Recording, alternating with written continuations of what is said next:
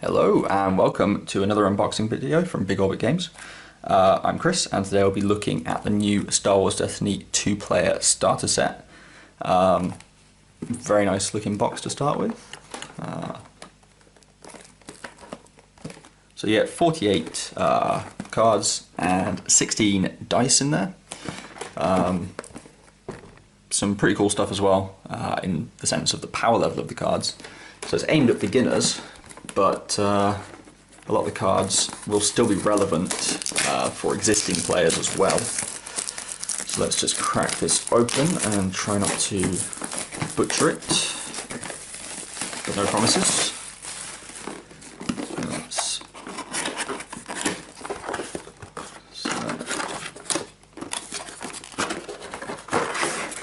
All opens out quite nicely. I'm actually just going to get rid of the box. So a typical FFG, they've got their catalogue in there, of course. So you've got your tokens on the back as well. Let's start by having a look through this.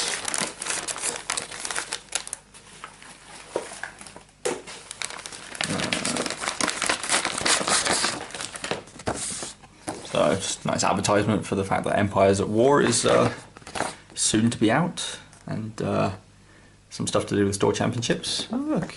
Recognised, yeah. That was totally not on purpose. I didn't realise that was actually going to be in the box. You've also got your quick start guide, which is actually pretty well written from what I've seen. You've got your setup, you've got what all the different things are and do, gameplay, all your different phases. I mean, the main rulebook from the starter sets was pretty concise as well, but I think they've just reworded a few things to make it feel a bit better, and like there's more continuity, and you know, they haven't muddied the rules too much. Got all your different actions and things and game terms, customization.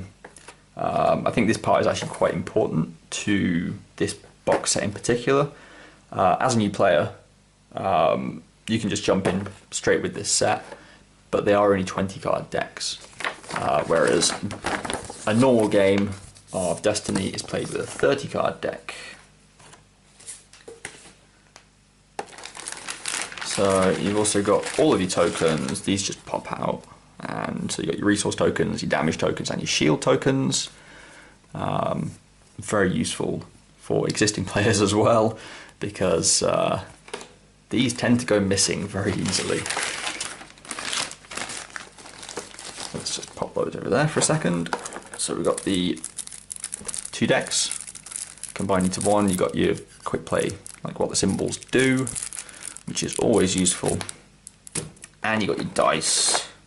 So let's get these out and I'll match them up to the cards as we talk about them briefly. It'll probably take me a couple of seconds to find each dice as well. So I think we will be starting with the Dark Side deck, as that is the one that seems to be on top, because we have Kylo Ren. Where's the easy open? No, foiled by no easy open. Okay, this could take a while. I apologise. I was under the impression there would be an easy open.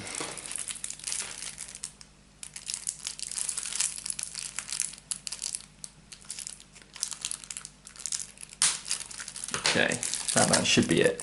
Yeah, there it goes.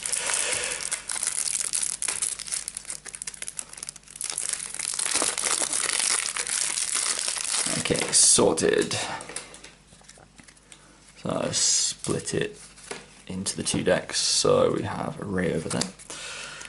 So we've got Mr. Kylo Ren, Tormented One, which I guess that's his dice. So 12 health, he's a 14 for a single dice and 17 points for an elite dice for a blue villain.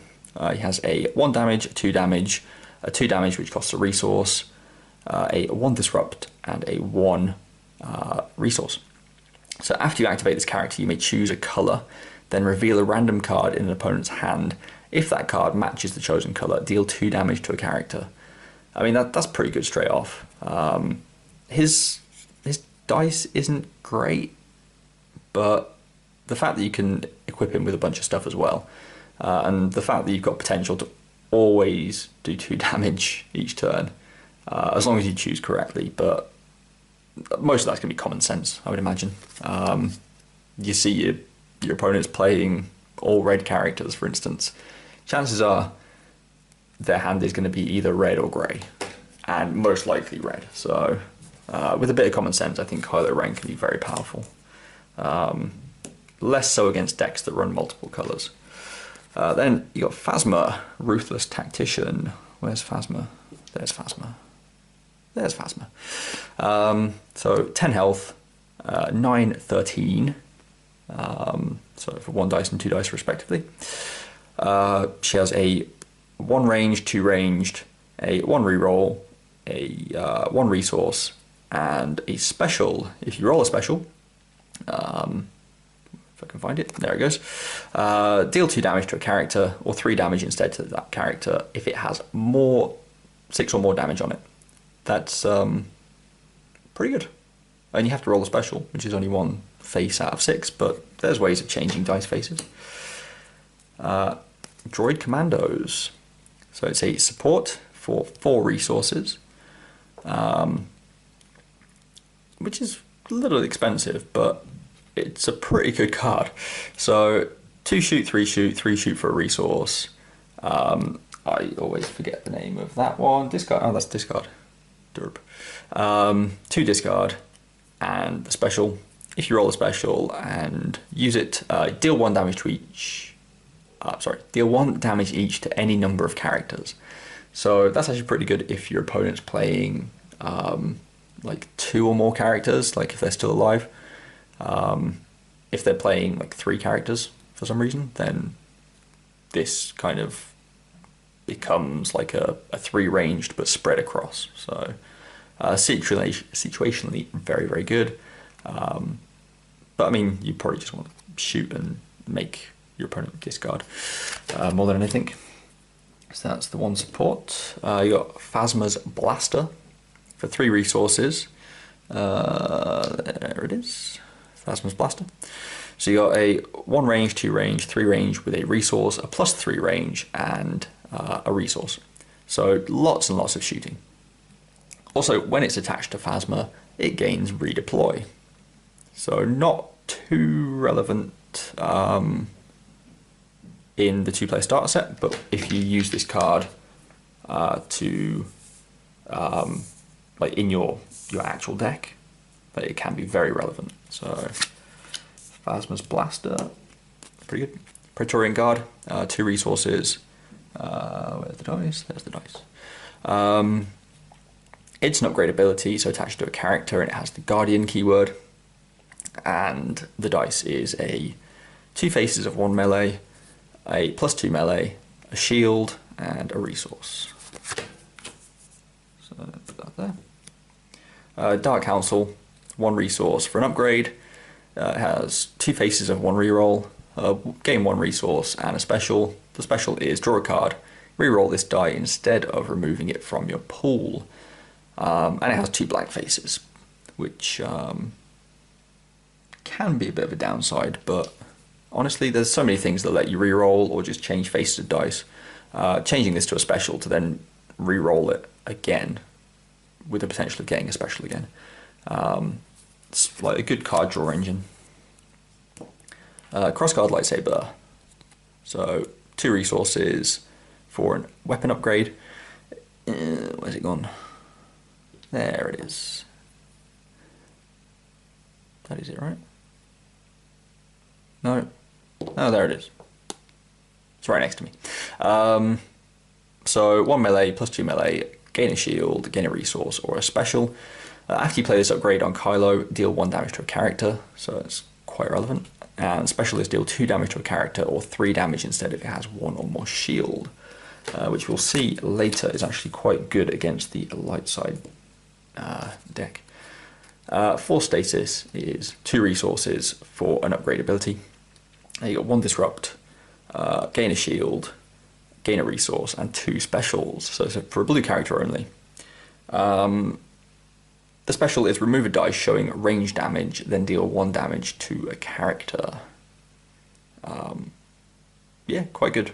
Like 2 faces of the special, and you're getting rid of your opponent's dice potentially to deal the damage. Quite good. Jedi Arrival. 1 resource for an upgrade title. After you activate attached character, you may remove a shield from a character. Again, relevant against the other deck from this set. Armored Support. 1 resource for an action. No, for a support, sorry. And as an action, you can exhaust this support to reroll 1 of your red dice. If that dice rolls damage, deal 1 damage to a character. That's, again, pretty good. And only 1 resource as well. First Strike, 2 resources for an event, deal damage to a character equal to the value of an opponent's die showing damage. Yeah, cool. 1 resource for I Have You Now. It's an event, turn a die to a side showing damage. Yeah, love the artwork on this. Very nice. 2 resources for Imperial Envoy. It's an event, reveal 2 random cards in an opponent's hand, then deal 1 damage to a character for each event and support card just revealed. Gives you information about your opponent's hand, and also can potentially deal damage to them, so fairly good. Mobilize, 3 resources to gain 4 resources. So it's a kind of win more kind of thing.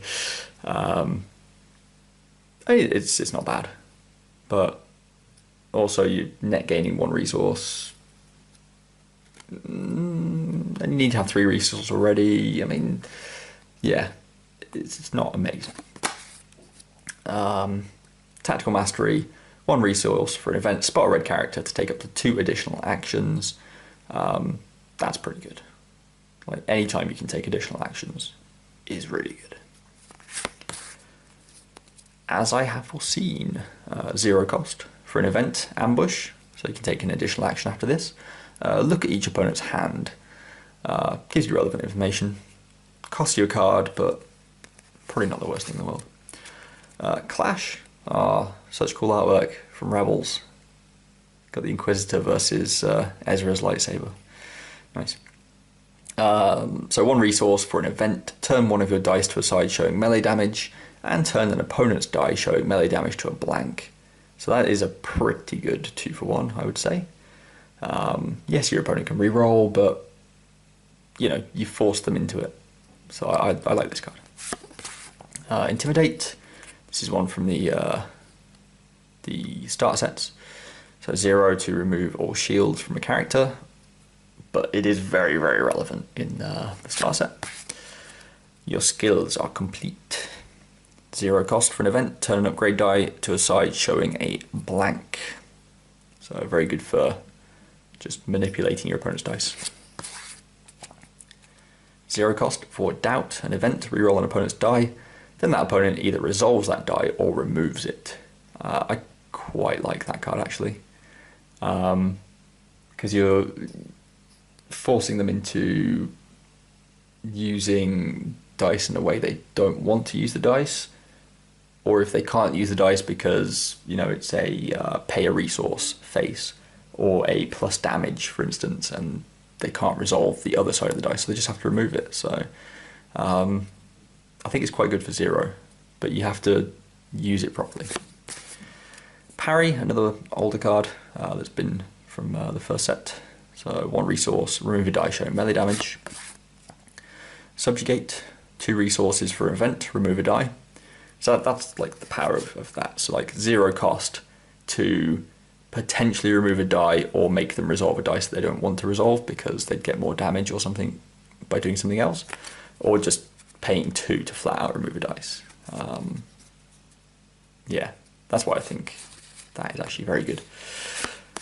And then you've got the hangar bay, which is the Imperial Fleet, which is the battlefield.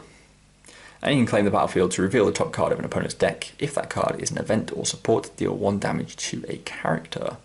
So quite a nice battlefield to claim. So yeah, that is the dark side deck. So all these dice will be for the light side. So if I move the dark side deck over into this corner, and then I've got space for the light side. So the light side deck is has quite a bit of interaction with shields, especially with Ray. So you've got Ray finding the ways. Where is Ray? Yeah, that's Ray. So 11 health for a 12 single dice, 15 double dice character. She has a 1 melee, 2 melee, a 1 discard, a 1 shield, and a 1 resource. So not amazing dice, but again, you're loading up on the upgrades and things on her, so it's not actually that bad. So after you activate this character, if she has 1 or more shields, you may deal 1 damage to a character, which is, yeah, pretty good, especially when you have Poe. So Poe Dameron, more than a pilot, 11 health for 11 1 dice, 15 2 dice, 1 ranged, 2 ranged, a 2 reroll, a 1 resource, and a special. And the special is give a character a shield. You may turn another die to any side. That special is quite powerful, in my opinion. And if you can kind of almost guarantee it that you get his special, I think it's very good. Yeah. Where's Poe? There's Poe. You got Medical Droid. So a 1 resource for a support. Medical Droid, there you are. So you get 1 shield, 1 resource, and 2 specials. Special is healer damage from a character. Fairly solid for just a 1 resource investment originally. 2 blank faces, but I mean, you've got Poe, so if you really need the healing, you can re-roll some stuff. Strike Team, 5 resources for a support with ambush, so you can take an extra turn, an extra action, sorry, after you've played this card, and decrease the cost to play this support by 1 if an opponent has 3 or more resources. So punishing your opponent for stockpiling, basically. So you got 2 range, 3 range, 3 range with a resource, plus 4, which is very nice, and 2 disrupt. So I think that is quite nice, and you can make it cost only 4 as well, depending on what your opponent has.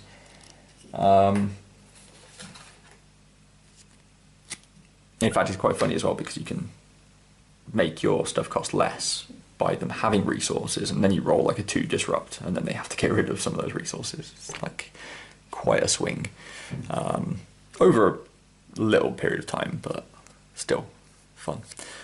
2 resources for teamwork, which is an upgrade. So you got plus 2 ranged, plus 2 melee, 1 resource, and 2 specials. So the special is give attached character 1 shield. You may give another character 1 shield. This is really, really good with Rey,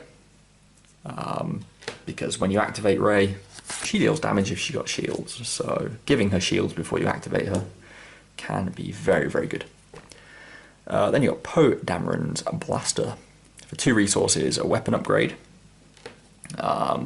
Has 2 ranged, a plus 2 ranged, a 1 disrupt, a 1 resource, and a special. Special is deal 2 damage to a character or 3 damage instead if attached character is Poe Dameron.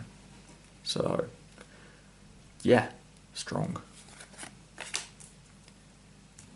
Then we have Rey's lightsaber, which isn't really Rey's lightsaber, but it is now because Disney.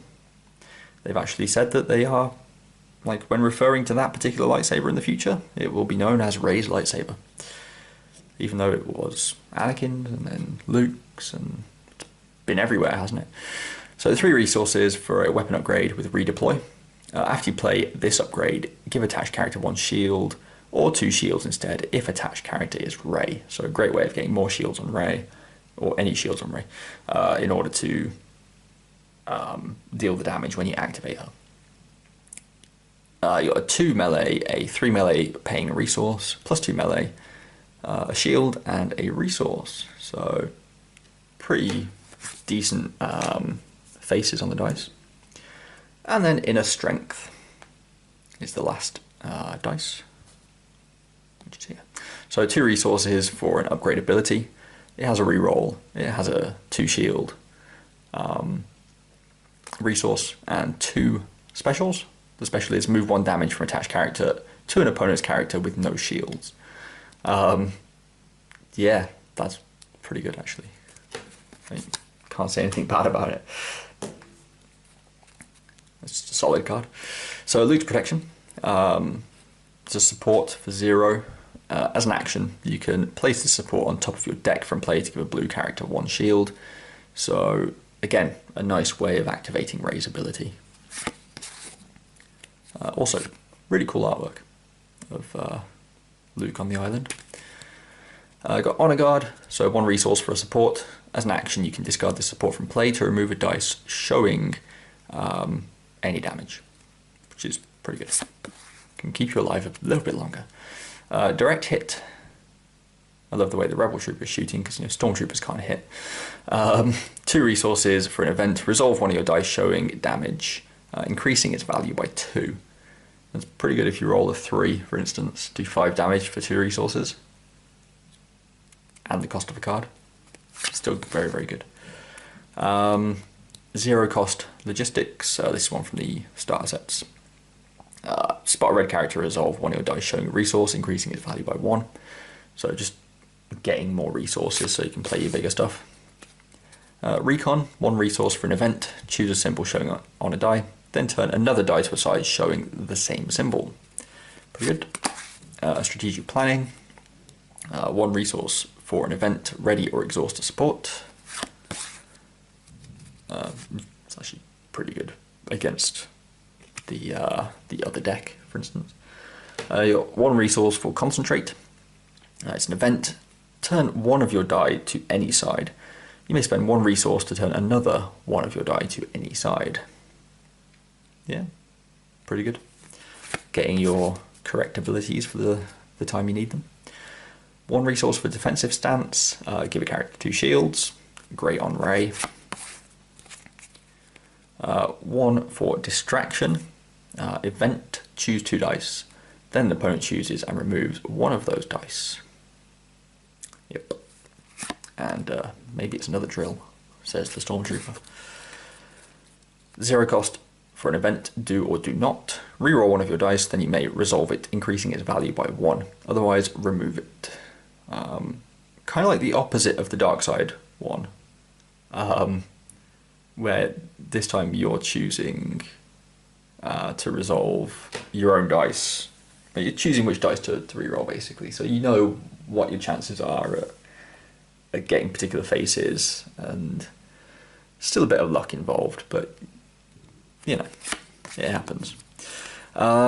2 resources for an event, Fierce Resolve. Reroll 1 of your dice, then deal damage to a character equal to the value showing on that dice. Nice. And 1 resource for Evade. Remove a dice showing range damage. And I do love the artwork there of Mr. IG-88. 1 resource for Flank. This is one of the start cards again. So an event, play only if you have more ready characters than your opponent, and remove 1 of that opponent's dice. Sound the Alarm, 0 cost event. Reroll any number of an opponent's dice showing damage. Pretty good. And finally, the battlefield for this deck is Obi-Wan's Hut. So you can claim it, give a blue character 1 shield, or spend 1 resource to give a non-blue character 1 shield. I think that's pretty good for both decks actually, but obviously more relevant for the light side deck. But yeah, keeping Kylo alive is kind of important. So yeah, I mean, both these decks seem pretty good. I know they're very well balanced against each other. Like, it will come down to who's playing it better, who gets a bit lucky on the dice rolls and things like that. But that's with any game of Destiny, really. And like I said before, a lot of these cards are very good for the experienced players as well. Some of them will slot into decks. They'll all be usable within the next week in tournaments, like official tournaments anyway, because it will have been out for 2 weeks by that point. So yeah, you should be seeing a lot of these cards around. And remember, you can buy any of the cards and sell them as well on our singles site, bigorbitcards.co.uk. And yeah, thank you for watching, and we'll see you in the next Destiny unboxing video. Bye.